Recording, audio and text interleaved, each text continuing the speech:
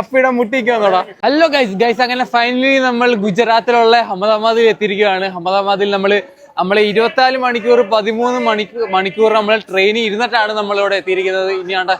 ഇനിയുള്ള കാര്യം എന്ന് വെച്ചാൽ നമ്മൾ ഇനി ബസ്സിൽ കയറി നമ്മൾ നേരെ ഹോട്ടൽ റൂമിലേക്ക് പോകാനുള്ള പ്ലാനിലാണ് ഗൈസ്. ഇനി സത്യം പറഞ്ഞാല് ട്രാവല് കുഴപ്പമില്ല, ട്രാവൽ ഒരുവിധം നല്ല ഒരു എക്സ്പീരിയൻസ് ആയെന്ന് തോന്നുന്നു. നമ്മൾ പല സ്റ്റേറ്റ്സ് കടന്നു വന്നത് എന്ന് വെച്ചാൽ നമ്മൾ കേരളം, പിന്നെ അത് കഴിഞ്ഞിട്ട് കർണാടക, പിന്നെ ഗോവ, പിന്നെ മഹാരാഷ്ട്ര, ഈ ഏരിയ ഫുള്ള് കവർ ചെയ്താൽ നമ്മൾ വന്നില്ലയോ.